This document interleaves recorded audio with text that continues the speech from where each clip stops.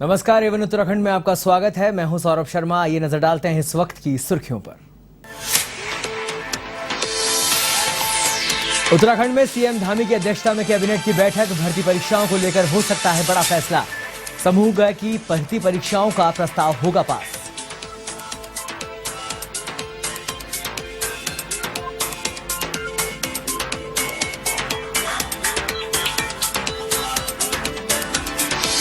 Badrinath highway पर हादसा। ब्रह्मपुरी आश्रम के पास खाई में गिरी मुंबई के यात्रियों की टैक्सी।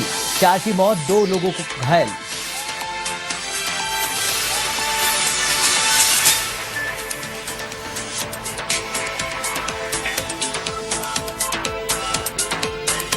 अल्मोड़ा में एटीएम क्लोनिंग से बैंक खातों में सेंध और वहीं पुलिस ने एक आरोपी को किया गिरफ्तार। एक फरार आरोपी की तलाश जारी।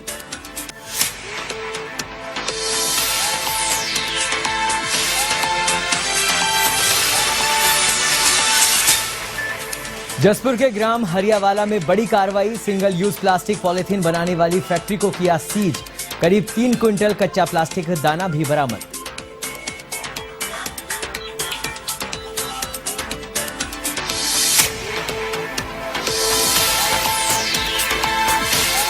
उत्तराखंड में फिर बदलेगा मौसम का मिजाज। अगले 24 घंटे 4 जिलों में भारी बारिश का येलो अलर्ट जारी। शासन, जिला प्रशासन के साथ ही आपदा प्रबंधन ने दिए सतर्क रहने के निर्देश।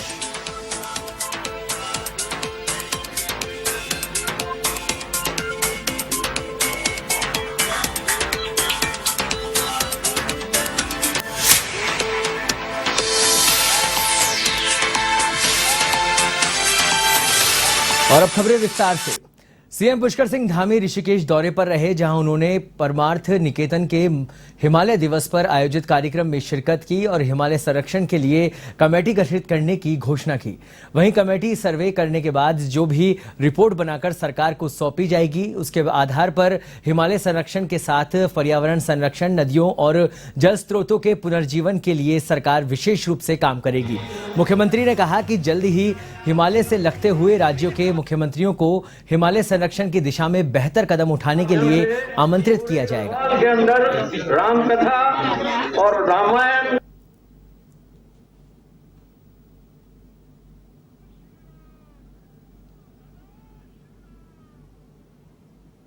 निश्चित रूप से जहां उत्तराखंड राज्य हिमालय में आता है, उसके साथ साथ अनेकों हिमालय राज्य हैं, वो पूरे देश को सभी जो संसाधन है, प्राकृतिक संसाधन है, उसके माध्यम से उपलब्ध कराने का काम करते हैं।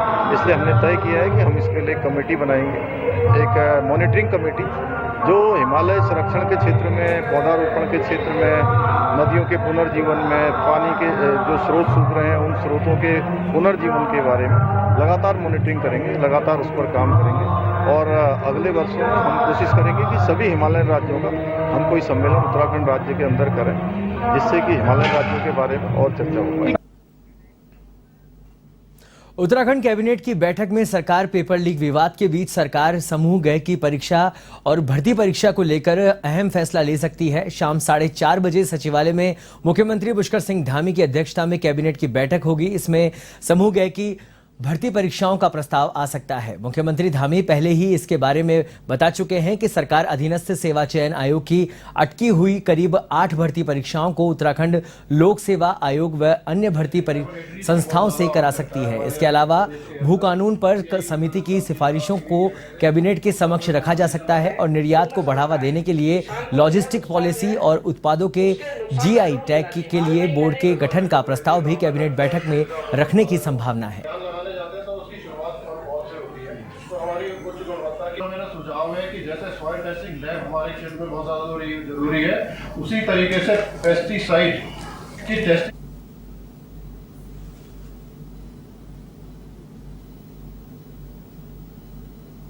खबर देहरादून से है, जहां उत्तराखंड वक्फ बोर्ड की संपत्तियों से अवैध कब्जा हटाने के लिए वक्फ बोर्ड काफी सख्त नजर आ रहा है, जिसे लेकर उत्तराखंड बोर्ड के अध्यक्ष शादाब शम्स ने बताया कि जल्द ही अवैध संपत्तियों को गिराने में धामी सरकार का बुलडोजर कार्रवाई करता हुआ नजर आएगा, क्योंकि यह संपत्तियां अल्पसंख्यक समाज के उन गरीब बच्चों की है जिनकी भविष्य सुधारने की जिम्मेदारी वक्फ बोर्ड की है। आपको बता दें कि उत्तराखंड में वक्फ बोर्ड की करीब 1.5 लाख करोड़ की संपत्तियां हैं।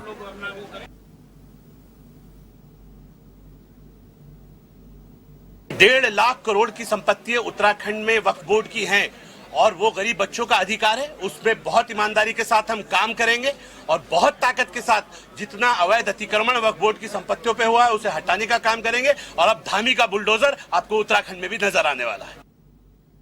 उत्तराखंड के ऋषिकेश में लगातार बढ़ रहे डेंगू के प्रकोप के चलते नगर निगम एक्शन मोड पर है। इसी को लेकर मेयर ने स्वास्थ्य विभाग और नगर निगम के अधिकारियों के साथ बैठक की, जिसमें निर्णय लिया गया कि शहर में डेंगू के प्रकोप को कम करने के लिए युद्ध स्तर पर फॉगिंग और कीटनाशक दवाइयों का छिड़काव किया जाएगा।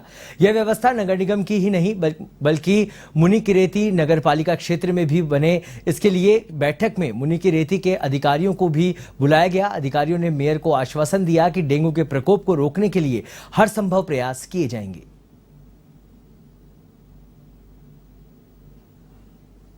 मेरा एक निवेदन है आपसे, कहीं कहीं पानी में अंडे देने जाएगा।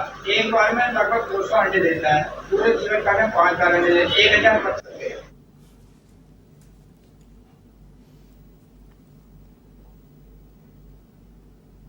अभी मैं बीच में एक सप्ताह के लिए अपने पारिवारिक काम के लिए ज़रूरी काम था, जिसमें कि मैं शहर में नहीं थी। इस बीच जितना भी देखने में सुनने में लगातार मेरा जो दूरभाष के माध्यम से संपर्क हो रहा था, उसमें लगा कि हमारे क्षेत्र में नगर निगम क्षेत्र के अंतर्गत जो हमारा चंद्रेश्वर नगर चंद्रभागा वार्ड नंबर 1 से 4 तक, तो वहाँ पे काफ़ी ज़्यादा डेंगू के वहाँ पे मच्छर पनपे हैं, वहाँ पे लार्वा मिला है, जिससे कि काफ़ी लोग वहाँ से संक्रमित हुए हैं। उसमें लगातार हमने उस नीति के तहत मैं कल रात को मैं ऋषिकेश पहुँची हूँ, तो मैंने कल ही अपने अधिकारियों को निर्देशित करा कि इसमें हमको एक ज्वाइंट बैठक, क्योंकि मेरा अनुभव भी है, हमने इसमें 2019 में जब डेंगू बहुत बड़े स्तर से फैल गया था, तो 2020 और 21 में हमने इसमें पूरी तरह से संयुक्त रूप से, जिसमें कि हमारे सरकारी अस्पताल की पूरे डॉक्टरों की टीम, एम्स के डॉक्टरों की टीम, जिला जो मलेरिया और डेंगू नियंत्रण के जो अध्यक्ष होते हैं उनकी टीम, साथ में नगर निगम की टीम, जन जागरूकता के लिए आशा वर्करों को साथ में लेना, सभी को हमने इसमें साथ में लेके ताकि हम एक साथ डेंगू पे वार कर सकें। रुड़की के रामनगर चौक के एक होटल में प्रेस कॉन्फ्रेंस आयोजित की गई, जिसमें बसपा प्रदेश महासचिव राजेंद्र सिंह ने पूर्व जिला पंचायत अध्यक्ष सविता चौधरी पर लगे आरोपों पर चर्चा की। उन्होंने कहा कि एक रिट दाखिल हुई है, जिसमें पूर्व जिला पंचायत अध्यक्ष सविता चौधरी पर बकाया होना और वसूली की बात कही गई है।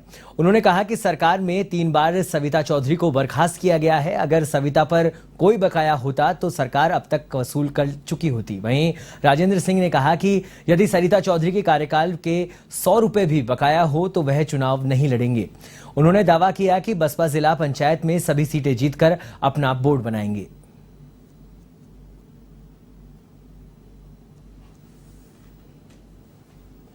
समाचार पत्रों में इस तरह के आरोप लगाए गए। इस सविता के कार्यकाल का और अन्य 3 लोगों जो कमेटी में थे उनसे पहले उन पर सरकार का बहुत बकाया हाईकोर्ट में रिट दाखिल की है।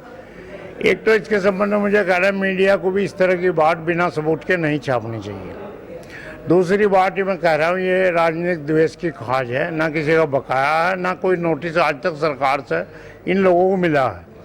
और सविता का जो कार्यकाल था, त्रिवेंद्र जी के कार्यकाल के समय का था उनका भी कार्यकाल, और उस समय सबको पता है हमारे त्रिवेंद्र जी के वास्ते कैसे रहे हैं। अगर कोई वसूली होती तो घंटों में नोटिस हमारे पास आ जाता। रत्ती भर भी नुकसान नहीं। जब पूरे जनपद में बसपा ने पहले ये मान लिया कि वो हमारे हैं नहीं, और तो आज इस बात को कहने का कोई जितने नहीं कि बसपा को कोई नुकसान हो रहा, कोई नुकसान नहीं। खबर उत्तराखंड के ऋषिकेश से है, जहां सड़क दुर्घटनाओं में कमी लाने के उद्देश्य से ARTO कार्यालय में कार्यशाला का आयोजन किया गया, जिसमें सड़क दुर्घटना को रोकने के उपायों पर चर्चा करते हुए कई अहम निर्णय लिए गए। इस दौरान पहाड़ों पर ड्राइविंग करने वाले ड्राइवरों को विशेष ट्रेनिंग देने का निर्णय लिया गया। ये कार्यशाला यूनाइटेड वे NGO के सहयोग से रोड सेफ्टी कार्यक्रम के तहत आयोजित की गई।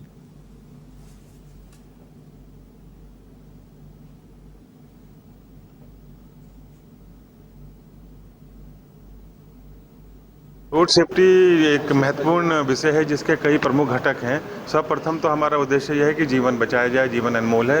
उसके कई प्रकार के हमारे इसमें जो वर्कशॉप होगी, कई प्रकार के घटक होंगे।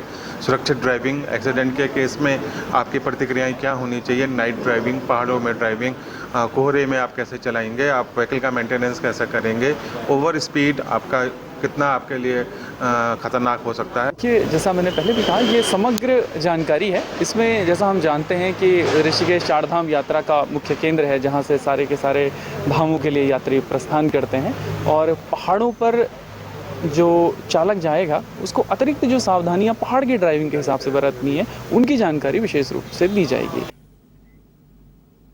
उत्तराखंड हाईकोर्ट ने ग्राम पंचायत गुनियाला के पैतृक घाट पर कूड़ा निस्तारण केंद्र बनाए जाने के खिलाफ दायर जनहित याचिका पर सुनवाई की। मामले को सुनने के बाद कोर्ट की खंडपीठ ने पॉल्यूशन कंट्रोल बोर्ड को नोटिस जारी करते हुए सरकार और अन्य से 4 सप्ताह में जवाब पेश करने को कहा है।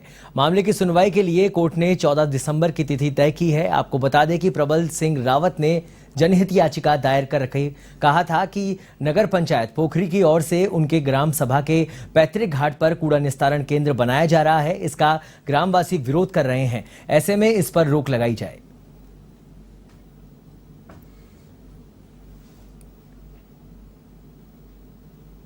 सर, ये याचिका जो माननीय उच्च न्यायालय नैनीताल में दायर की गई थी, वो ये किया था कि वहाँ के फॉरेस्ट जो विलेज पंचायत फॉरेस्ट होता है, उसमें जो है 2015-16 में करीब 5500 पेड़ उसमें लगाए गए थे और जो है ये हैंडओवर किया गया था ग्राम सभा को। उसके पश्चात नगर पंचायत पोखरी द्वारा इसको कूड़ा निस्तारण व गड्ढ के लिए इसको सेलेक्ट किया था, जिसके एवज में क्योंकि इससे जो है सॉइल पोल्यूशन होता है और जो है ये आपका एयर पोल्यूशन होता है, तो वहाँ के क्षेत्रीय ग्रामीण आए। उन्होंने कहा भाई, जब अगर जो है आपने इसमें कूड़ा खड्ड निस्तारण के लिए जो है आपने इसको गलत ढंग से चिन्हित किया है, अगर इसको चिन्हित करना था तो इसमें जो है पहले स्टेट गवर्नमेंट जो है 5500 पेड़ इसमें जो है पौधारोपण नहीं करती। इन सब चीज़ को देखते हुए माननीय उच्च न्यायालय में जब ये रिट याचिका PIL दायर हुई, तो उसमें माननीय उच्च न्यायालय ने ये कहा कि ठीक है, चलो ये सारी चीज़ें कूड़ा निस्तारण के लिए जगह तो चाहिए,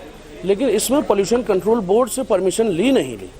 इस पे माननीय उच्च न्यायालय ने जो है पिछली डेट पे पोल्यूशन कंट्रोल बोर्ड और फॉरेस्ट डिपार्टमेंट को पार्टी बनाने का आदेश किया था और जो है उनको नोटिस हुए थे। उसके पश्चात जब आज तिथि नियत थी, तो आज जो है पोल्यूशन कंट्रोल बोर्ड की तरफ से कोई भी उपस्थित नहीं हुआ, जिसमें जो है उन्होंने उनके अधिवक्ता को नोटिस करते, कोर्ट ने सोमोटो नोटिस करते हुए उनसे अगली तिथि पे। खबर उत्तराखंड के अल्मोड़ा से है, जहां गांधी पार्क में भिकियासैंण के दलित नेता जगदीश चंद्र की हत्या के विरोध में सामूहिक धरना देकर प्रदर्शन किया गया। साथ ही श्रद्धांजलि सभा का आयोजन किया गया, जिसमें कई संगठनों के लोगों ने श्रद्धांजलि अर्पित की। आपको बता दें कि साथ ही हत्याकांड के सभी आरोपियों को गिरफ्तार कर कड़ी से कड़ी सजा और पीड़ित परिवार को मुआवजा देने की मांग की गई है। वहीं उत्तराखंड परिवर्तन पार्टी के केंद्रीय अध्यक्ष PC तिवारी ने पूरे मामले को लेकर कांग्रेस और भाजपा पर निशाना साधा। तिवारी ने कहा कि जगदीश को न्याय दिलाने के लिए आंदोलन तेज किया जाएगा। सरकार होश में आओ,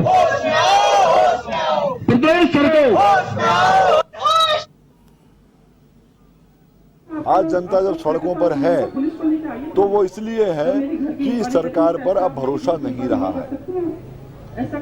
जगदीश की जान बचाने में असफल साबित हुए, लेकिन आज तो वो किसी को सुरक्षा देने में भी असफल साबित हुए और बहुत सारे लोगों की जिंदगी दांव पर लगी हुई है और उन सबको भी, उन जातिवादी उन लोगों से खतरा है और उनका जो खतरा है उस खतरे को भी रूल्ड आउट करने में सरकार काम नहीं कर रही है।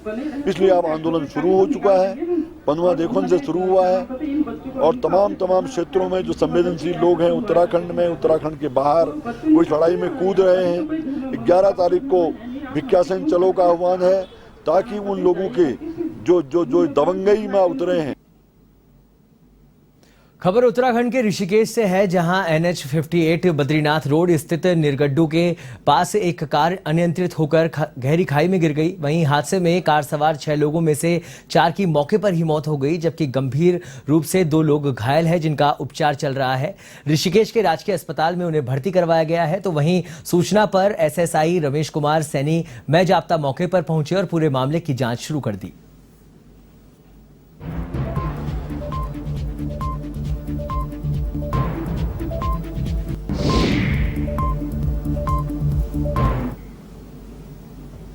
खबर उत्तराखंड के पौड़ी गढ़वाल से है, जहां भटोली गांव में एक बोलेरो कार अनियंत्रित होकर लगभग 200 मीटर नीचे खाई में गिर गई। घटना की सूचना पाकर इंस्पेक्टर मंजरी नेगी के नेतृत्व में एसडीआरएफ की टीम मौके पर पहुंची और रेस्क्यू किया। हादसे में कार सवार 2 लोगों की मौत हो गई है, जिनकी शिनाख्त गांव के ही अर्जुन सिंह और देव सिंह के रूप में हुई है।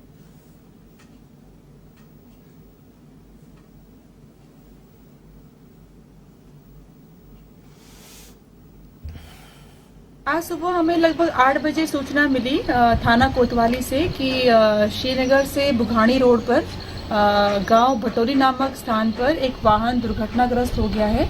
उस वाहन का नाम था बोलेरो और उसमें 2 व्यक्ति सवार थे। जब टीम वहां पर पहुंची तो उस समय तक एक शव को बाहर गांव वाले निकाल के ले आए थे और दूसरा शव गाड़ी के पास ही पड़ा हुआ था। तो दोनों शवों को हमारे द्वारा फिर मॉर्चरी भेज दिया गया।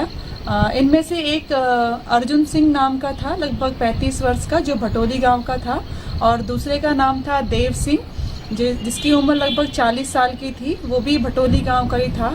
दोनों रात में कहीं से आ रहे थे, तो ये रात में ही हादसा हुआ है। सुबह जब लोगों ने देखा तो जब लोगों को पता चला तब तक दोनों वो डेड हो चुके थे। जसपुर के ग्राम हरियावाला में सिंगल यूज प्लास्टिक पॉलीथीन बनाने वाली फैक्ट्री को 1 क्विंटल 25 किलो पॉलीथीन और 2 क्विंटल 25 किलो कच्चा प्लास्टिक दाना बरामद किया गया है। इस दौरान फैक्ट्री को भी सीज कर दिया गया है। आपको बता दें कि दुकान की 4 दीवारी के अंदर एक सिंटेक्स के बने कमरे में सिंगल यूज प्लास्टिक पॉलीथीन बनाने की फैक्ट्री संचालित की जा रही थी।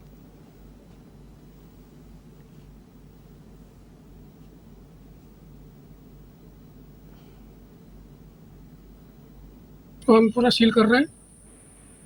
आपको कैसे जानकारी मिली सर? हमें अभी एसडीएम साहब से जानकारी मिली थी कि वहाँ फैक्ट्री चल रही है प्लास्टिक बनाने की। तो हम आए हैं, इसलिए उन्होंने भेजा तो हम सीधे सीधे कैंप से सीधे यहीं आए और इसको फिर सील करके जा रहे हैं। 126 किलो तो वह है, कंप्लीट है, और 1.25 क्विंटल करीब वो है दाना, रॉ मटेरियल।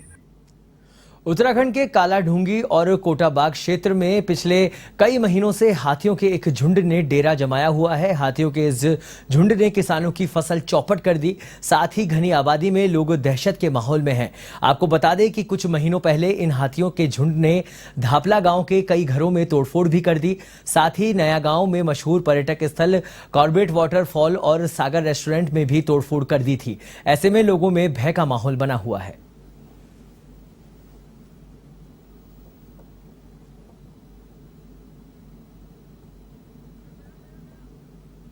के अंतर्गत अधिकांश मार्ग वन क्षेत्रों से होकर गुजरती हैं, जिसके दोनों तरफ घने जंगल हैं, जिस कारण वर्षा काल में हाथी अक्सर रोड में आ जाते हैं और सूचना प्राप्त होने पर वनकर्मी मौके पर पहुंचकर रास्ता खुलवाते हैं। मैं आपके चैनल के माध्यम से ये अपील करना चाहूँगा कि ऐसी स्थिति आने पर हाथियों से उचित दूरी बनाए रखें और हाथियों के साथ किसी प्रकार की छेड़छाड़ न करें।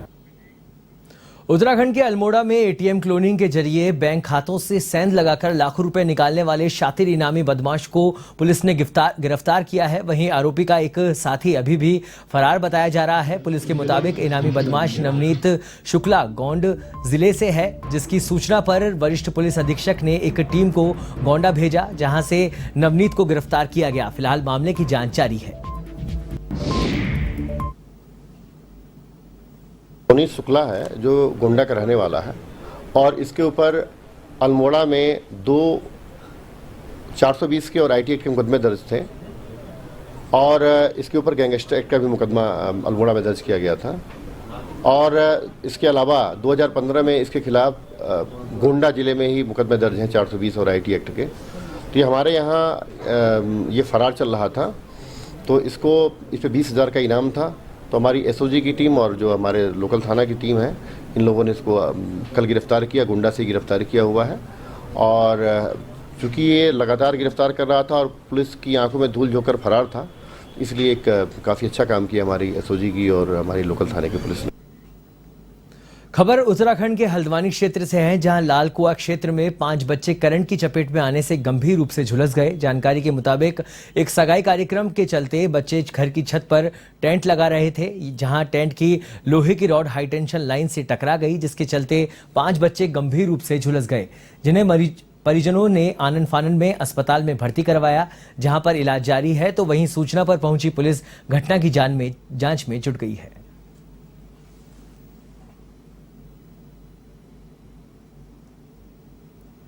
हमारे पास 2 पेशेंट पहुंचे, एक गर्ल्स है, एक बॉय है।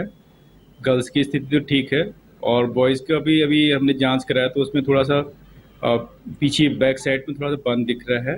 अंडर ट्रीटमेंट चल रहा है, अभी हमारे डॉक्टर्स को देख रहे हैं और ट्रीटमेंट चल रहा है उनका। बच्चे थे तो वो स्टैंड मतलब पाइप ऊपर चढ़ा रहे थे, तो उसमें जो 11,000 वाली वोल्ट है उसमें टच हो गया था। तो ये बच्चे जो थे सब एक दूसरा पकड़ने के लिए सबको लगा है। एवन उत्तराखंड में फिलहाल इतना ही। देश और दुनिया की तमाम खबरों के लिए आप देखते रहिए एवन टीवी। नमस्कार।